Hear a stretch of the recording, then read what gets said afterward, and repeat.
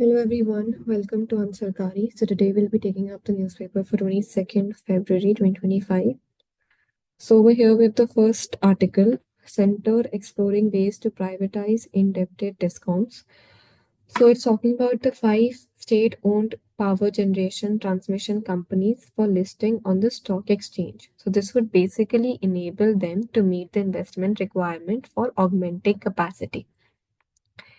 So when we talk about the five appointing merchant bankers, we have Andhra Pradesh Power Generation, Gujarat Energy Transmission, and even the ACS and ARR gap, it has reduced to rupees 0.10 per kWh, January 2025. So what is ACS and ARR gap? So this is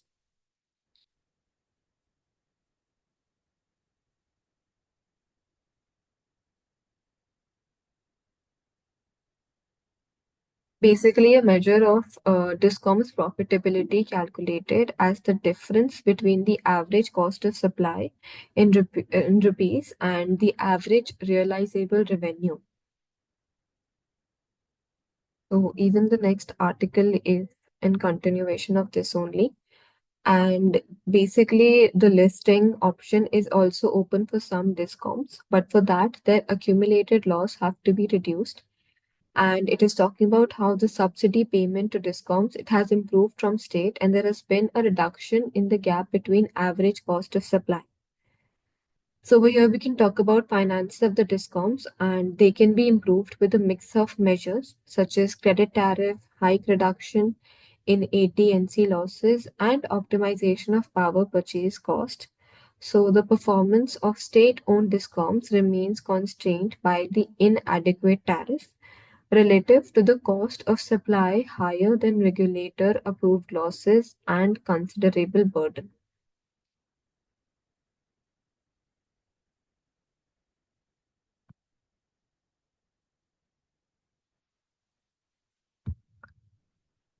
In the big picture, AI India.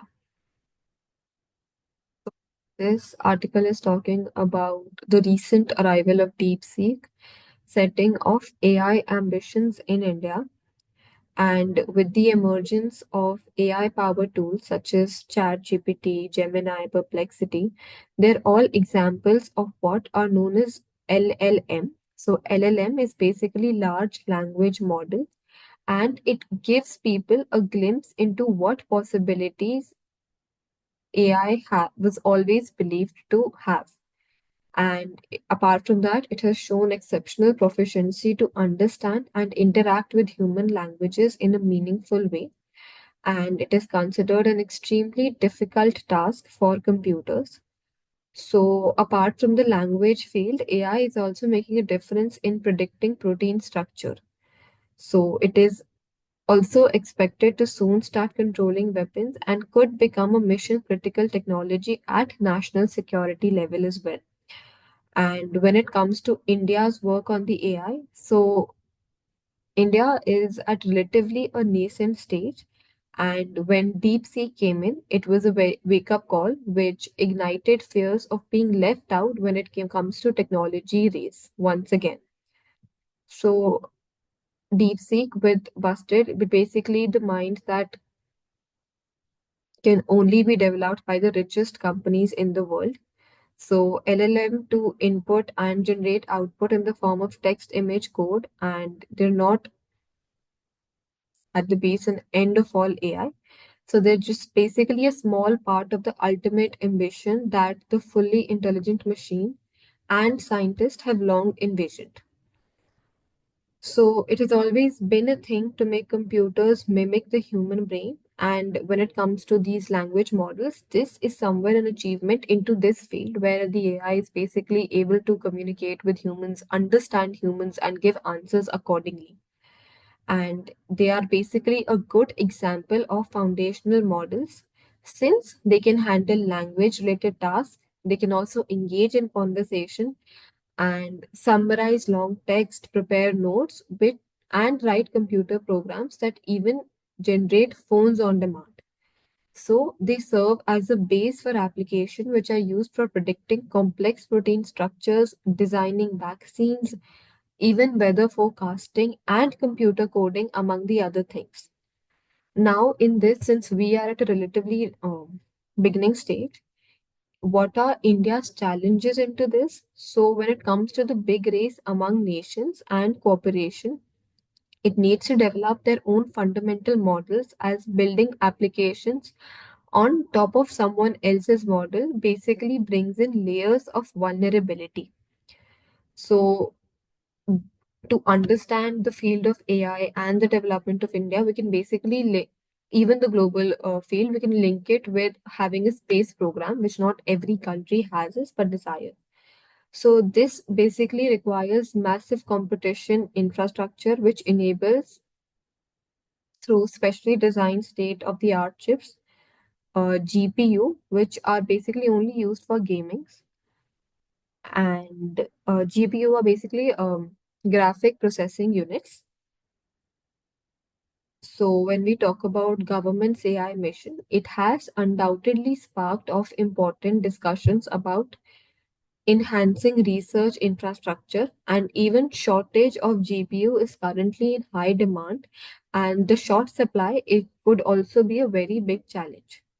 So India, it could be late into this AI development field, but it is not completely out of the race since we have our own peculiarities, nuances, and we basically need to build large scale diverse data set in multiple Indian languages, not just for the common task like communication, but also when it comes to specialized domains including healthcare, agriculture, and law.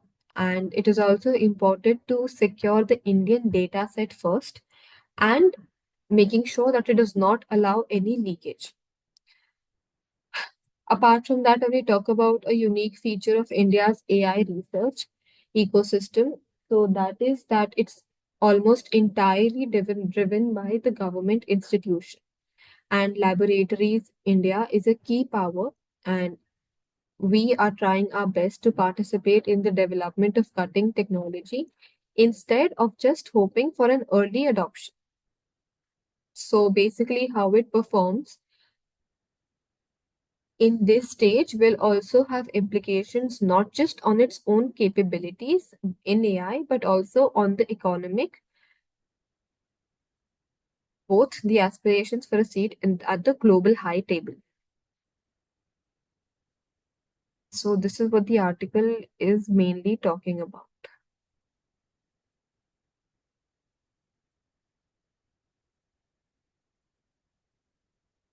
Then in the next article, government's extra UPS outgo likely around rupees 8,500 crore in financial year 26. So this is regarding the upfront provision of rupees 7,000 crore in the budget for the next financial year, and this is for the national pension scheme, where government will increase the extent from 14% to 18.5%, and this would be under the unified pension scheme. So when we talk about what are the provisions of the unified pension scheme, so it has the following features. So first is assured pension, which would amount to 50% of the employee's average basic pay drawn over the last 12 months before retirement, and minimum qualifying services of 25 years. So this amount would proportionally go down for smaller service period up to minimum of 10 years of services. Then the second feature would be assured minimum pension, which in the case of retirement after minimum 10 years of services, it would basically provide an assured minimum pension of rupees 10,000 per month. Then we have assured family pension, which is upon the retiree's death, where the immediate family would be eligible for 60% of the pension last drawn by the retiree. And we have inflation indexation, which is dearness relief available on the above mentioned kinds of pension. Then another feature is also lump sum payment at retirement, where they will basically receive a lump sum payment at retirement, which would be equivalent to 1/10 of their monthly emoluments. as the retirement date for every completed 6 months of services. So over here, employees, they will basically have a choice and they can still opt to remain under the NPS and or go for the UPS.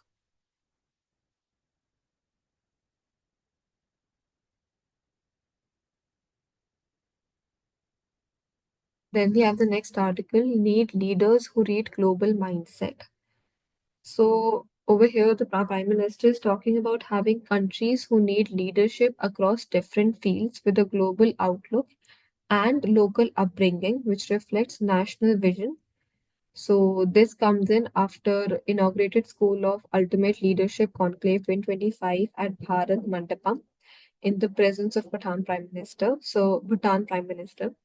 So the Prime Minister stressed upon the need of developing exceptional leadership in every field, and which is why School of Ultimate Leadership is significant when it comes to India's journey towards a developed future. And leadership is also important to find solutions to global complexities and needs while protecting the country's interest on the world stage. So, highlighting the role of human resourcing in ensuring success across different fields. And when we talk about this school, so it is basically a privately founded leadership institute located in the periphery of the gift city, which is in Gandhinagar, and it basically aims at enabling leaders to become a positive force for societal benefit by adopting a new para of leadership.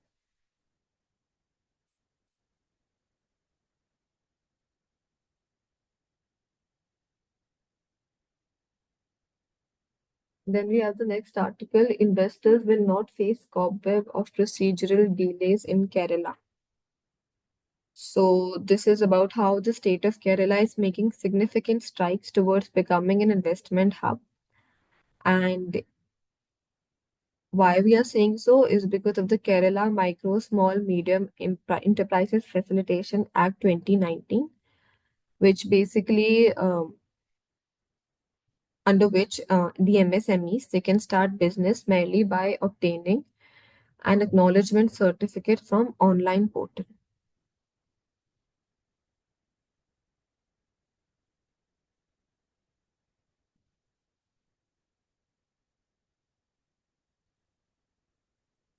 Then we have India should cut duties for its own good, says Niti CEO. So let's begin with Niti Aayog first. So Niti Aayog basically means policy, and Niti stands for National Institution for Transforming India. And it is the country's premier policy making institution, which is expected to bolster the economic growth of the country. And it basically aims to construct a strong state which would help to create a dynamic and strong nation.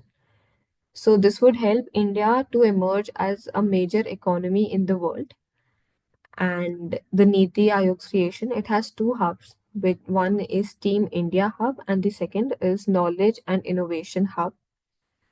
And over here in this article, we're talking about how the Niti Aayog CEO he is stressed about the regulation of at the central and state level, which is critical for making India a part of the global supply chain.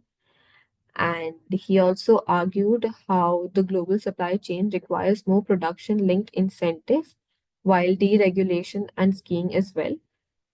So, Niti Aayog is basically trying to push India into the global supply chain in different sectors and basically coordinate with more than 20 ministries on manufacturing related policies and giving priority to education and agriculture.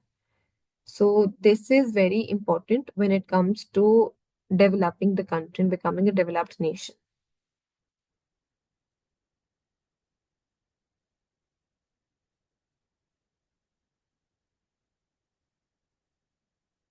Uttar Pradesh tops in agri growth. So, when we talk about performance in the agriculture sector during financial year 2022-23, we have Uttar Pradesh, Madhya Pradesh, Rajasthan, Telangana, Andhra Pradesh who have been ranked as the top five state.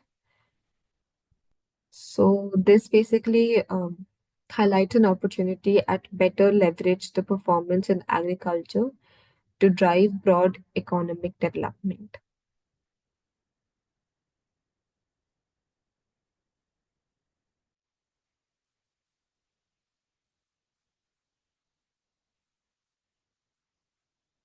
Then we have steel industry waiting for government support to check imports. So the steel industry is waiting for an action from the government when it comes to checking the steel imports, which affects the domestic players. And steel industry, it has been one of the biggest private sector investors over the last few years. And all of the players, they've been announcing big expansion plans. So India also aims to take its overall installed steel manufacturing capacity to 390 by 2030. And even the industry players have been raising the issue of imports with the government regularly. Now, when we talk about what are the government initiatives for growth of steel sector, so we have inclusion of specialty steel in PLI scheme, where government approved a rupees 6,000 crore outlay for a 5-year period. So this was done to promote manufacturing of specialty steel, attracting investments and fostering technology advancements in this sector. Apart from that, we have green steel making. So this constituted of 13 task forces with the engagement of industry, academia, think tanks, different ministries and other stakeholders, which were to discuss and recommend upon different levels of decarbonization of the sector, of the steel sector. And even Ministry of New and Renewable Energy, it has announced a national green mission for green hydrogen production and usage. So the steel sector, it has been made a stakeholder in this mission as well. And the steel sector has adopted the best available technology available globally in the modernization and expansion project. So इसके अलावा we have ministry engagement with PM Gati Shakti National Master Plan, where the Ministry of Steel has inaugurated Disag's capability into the PM Gati Shakti National Master Plan, and this would basically aid in planning railway line extension, inland waterways, highways, ports, and gas pipeline connectivity. Then we have the steel scrap recycling policy, which was notified in 2019, and that also provides a framework to facilitate and promote establishment of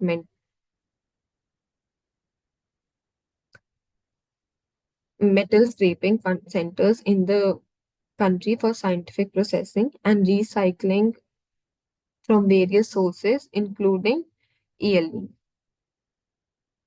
Then we have the National Steel Policy 2017, which basically lays down the broad roadmap for encouraging long-term growth for the Indian steel industry, both on demand and supply chain by 2020, by 2030-31, and government's push for infrastructure development through Gati Shakti Master Plan, which is Make in India initiative for manufacturing sector and other flagship schemes of the government. So this would provide impetus to the demand and consumption of steel in the country.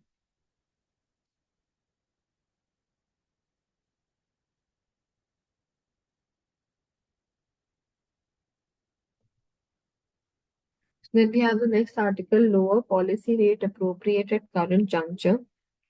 So basically, a lower policy rate is more appropriate when the inflation is expected to align with the RBI target.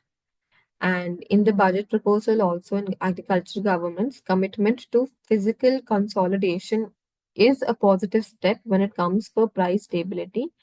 And this would basically help anchor inflation expectations over the medium term. So the MPC, Monetary Policy Committee, it also voted for 25 basis point reduction in the short-term lending rate to 6.25% on February 7th, which was the first such cut in nearly 5 years. And this would basically provide flexibility to respond to the evolving macroeconomic environment. And by taking this logical course, monetary policy would basically be able to fulfill its mandate and plays part at the sustainable development of the Indian economy.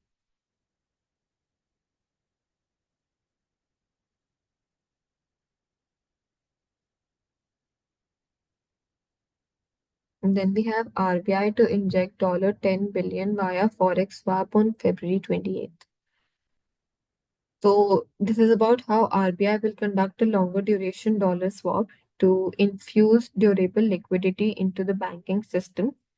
And this would be through combination of debt purchases, forex swap, and longer duration repos. So since mid-January also the RBI, it has infused funds to counter a sharp decline liquidity which is caused by its aggressive intervention in the foreign exchange market among the other factors.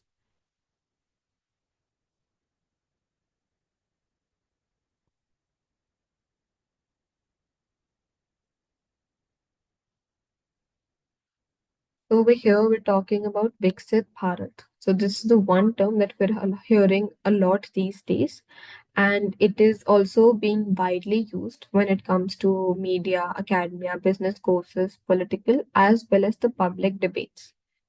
So Bharat, it basically aims at rebuilding India's future in such a way which provides glory and pride to the Indian identity all over the world. And over here we'll basically delve on what Viksit Bharat actually means. And this was when the modern Indian history was divided into three phases by the Prime Minister.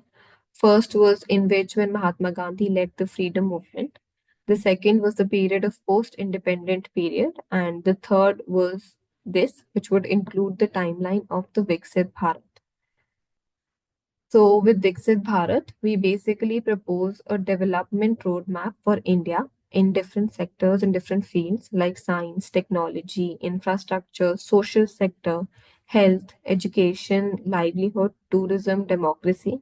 So, this can be done by calculating various kinds of bhav. Bhav is basically ideals among the public, and this is where we have the Panch Pran, which is to remove all the mental shackles and traces of colonial and medieval servitude.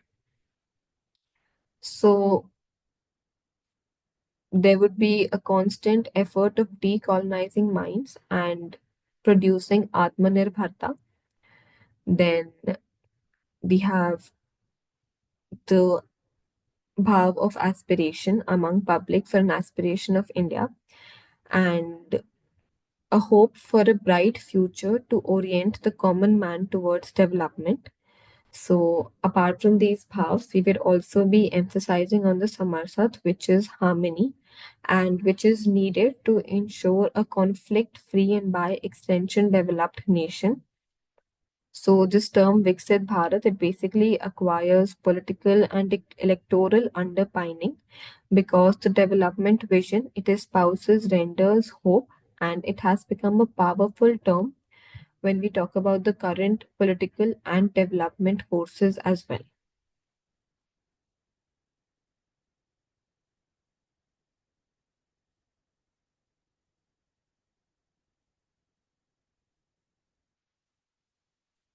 Then we have crypto no longer seen as an invisible asset. So this comes after the amendment for the Income Tax Act 1961, which came to include virtual digital asset in the definition of undisclosed income. And how the new Income Tax Bill 2025, it also covers definition of undisclosed income under Section 301. And this basically marks a shift in how the tax authorities will handle the crypto transactions. So when it comes to block assessment, which is basically a special mechanism used by the tax department where unreported or undisclosed income is discovered. And this basically allows tracking authorities to assess patterns of non-disclosure and bringing the tax income that has escaped assessment and how the taxpayers have been actively trading in cryptocurrencies. So, about any gains with the short term, long term, it would now be assessed under the block assessment framework to investors, and now they must ensure that they maintain proper records of the crypto transaction to avoid falling into the tax net unexpectedly.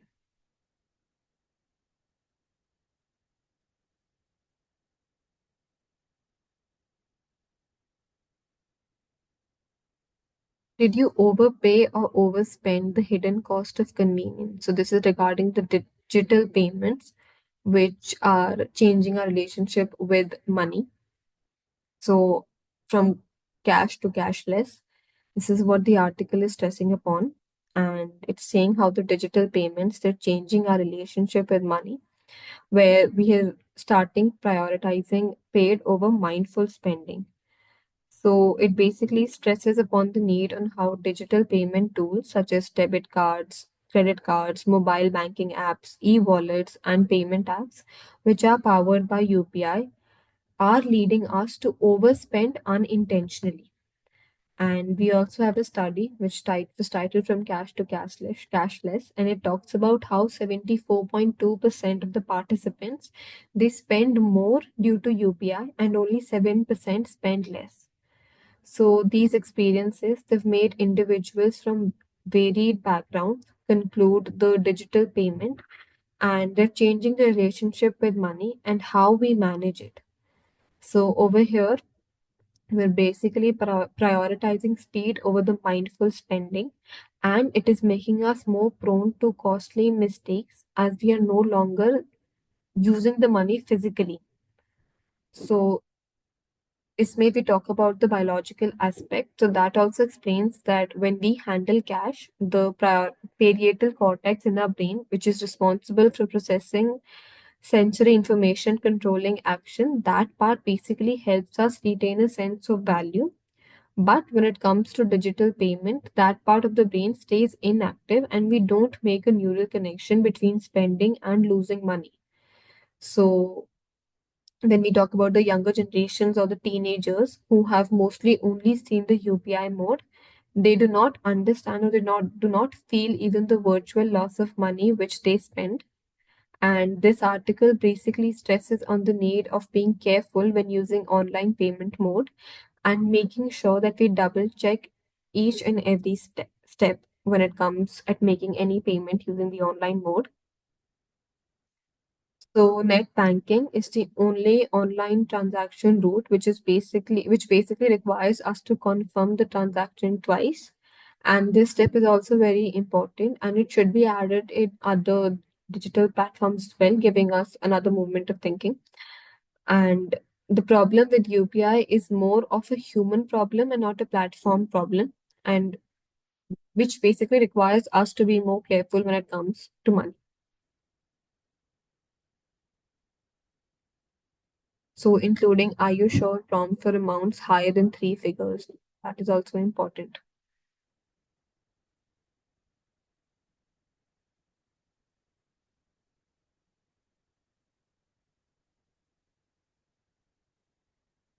India's carbon market to launch in 2026. So, this would be very critical for the Indian industry, especially when it comes for exporters, as they will have to comply with the global standards to curb carbon emission. Now, what is carbon markets? So, carbon markets are essentially a tool for putting a price on carbon emissions, and they help establish trading system where carbon credits or allowances can be bought and sold. So, a carbon credit is a kind of tradable permit as per United Nations standard, and it equals 1 ton of carbon dioxide removed, reduced, or sequestered from the atmosphere. And carbon allowances or caps, meanwhile, they're determined by the countries or governments according to their emission reduction targets. So when we talk about types of carbon market, we have two types of carbon market which exist today. So the first is the voluntary market, in which emitters they buy carbon credits to offset the emission of 1 ton of CO2 or other equivalent greenhouse gases, and they are basically created by activities which reduce CO2 from the air, such as afforestation. And in this voluntary market, a corporation looking to compensate for its unavoidable GCG emissions purchases carbon credits from an entity engaged in project which basically reduces, removes, captures, or avoids emission. Then the second type of market we have is the compliance market, which is set up by policies at the national, regional, or international levels, and they're officially regulated. So even today, compliance markets, they mostly operate under a principle called cap and trade, which is most popular in the European Union. Now, when we talk about how these carbon markets would help India, so this would have the following benefits. First being it would help India lower the emission intensity of its GDP by 45% by 2030 compared to the 2005 level. And it will also help in meeting the NDC target related to the global climate commitment. So ICM, it would basically help in decarbonizing the commercial and industrial segments. Then it would also give a flip to the energy transitions due to its greater scope for covering the country's potential energy segments. And GCG emissions intensity targets and benchmarks would then be developed in sync with the domestic emission trajectory according to the climate goals as well.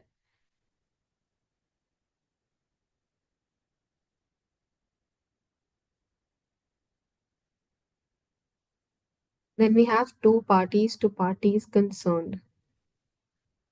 So this is regarding Ukraine and Russia. So with the US Russia direct talks in Ukraine and the rapidly changing contours of the US Europe trade alliance, India is also moving its stance from two parties to the conflict to two parties concerned. So this basically means letting both the concerned countries, Russia and Ukraine, to discuss their conflict. And for the longest time, India, we have advocated dialogue and diplomacy. And we feel that it's high time now that the party which is concerned, they deal with each other to end the war. And that has also been India's stand in this. So we're confronted with and the imperative for diplomatic space as it navigates its way through this change. And India has not taken inside and it is always has always advocated dialogue and diplomacy to end the war.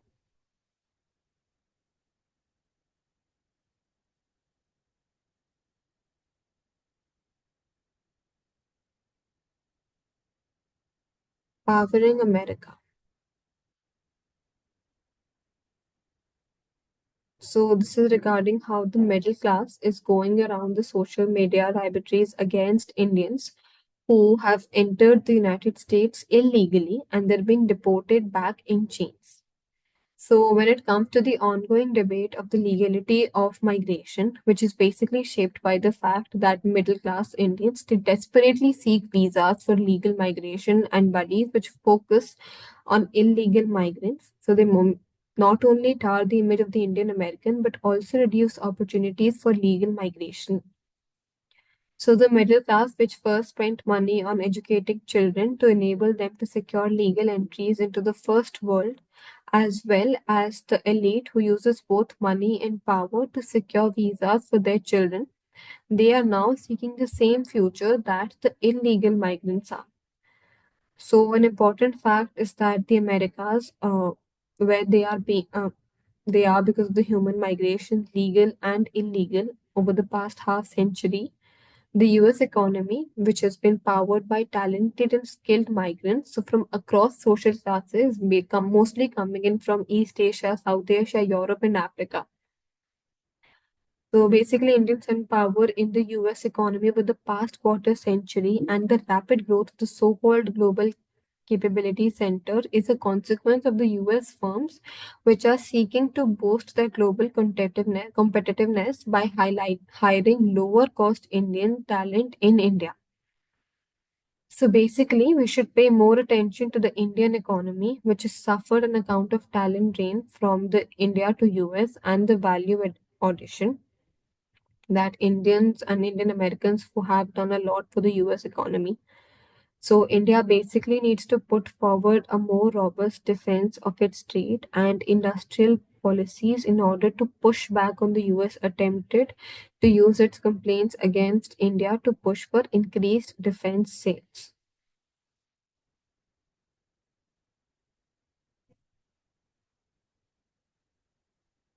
So this is regarding the travel agent who was sending man to US via donkey route has been held.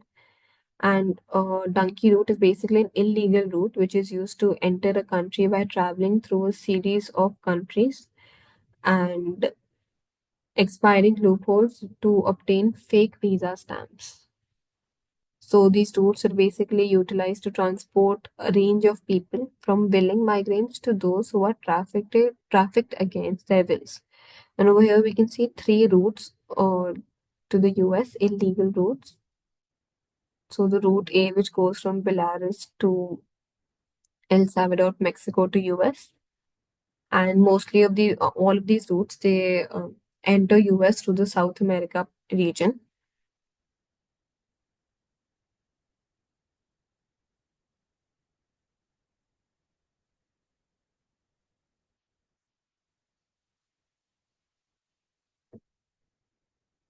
Protector and prosecutor. So this is regarding the last few days regarding the Ranveer Alabadia case, which has been capturing public imagination and opinion, which is divided about how such comments should be dealt with by the state. And this was after he moved to the court seeking protection from the multiple FIRs against him, and he was granted protection on the condition that the court not only expressed its moral disapproval about the comment. So even while expressing it through the comment, it causes shame to society, and the court also proceeded to impose an extremely unusual condition, which has not been done before, where it basically retained Alabadia from airing any show till the next date of hearing. So we talk about this traditionally, how the Constitution recognizes that a citizen has the right to various freedoms, including the right to speech, and whenever legislature or executive threatens to infringe the right, the court functions as its guardian. So the order also has potentially serious ramification for the freedom of press, and people are quick to take offense, and it is possible that cases will now be filed against journalists who seek not just the removal of offensive articles but also a halt on future reporting as well. So basically threatening liberty of citizens and freedom of press.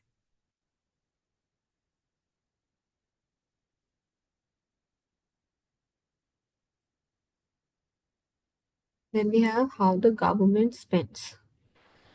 So this is about how in the past 2 decades, public discourse in India, it has seen two standout trends.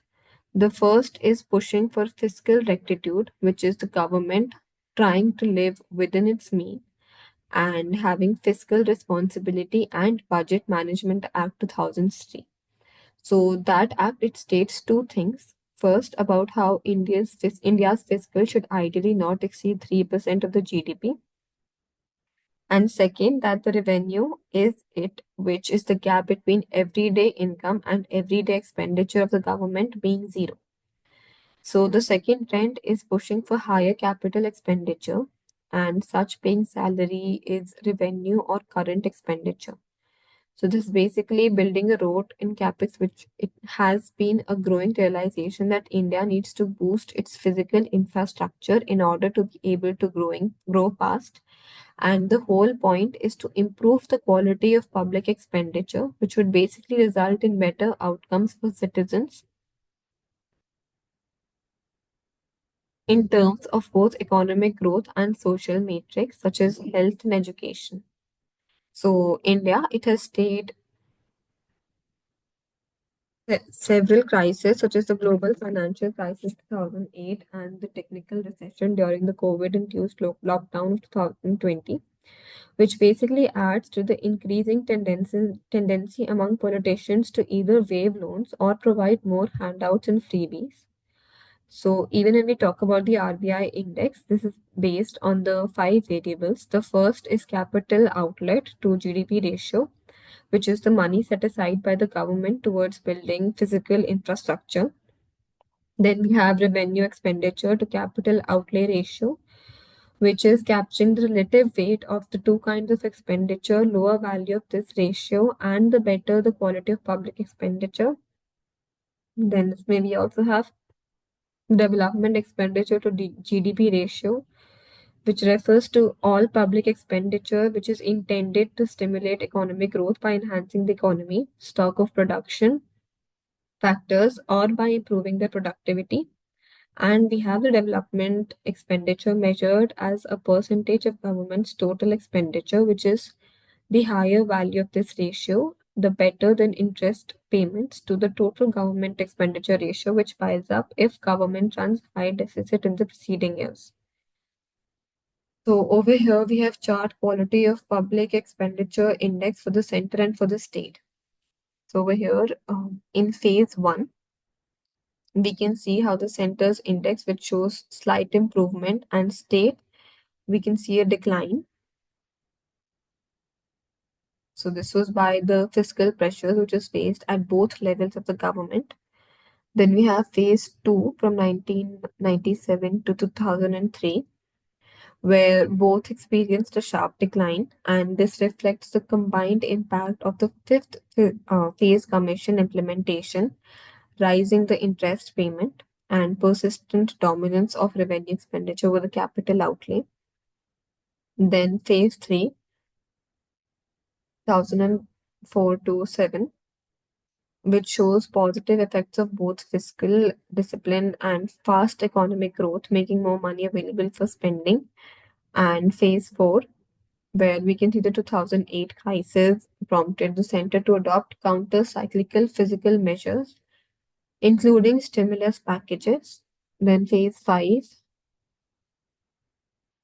which basically shows the trajectory of index going in the opposite direction for the center, and the phase six, which is marked by another crisis, which was the COVID pandemic. And it also talks about how by 2024 it's increasing. So this was the economic recovery of this period.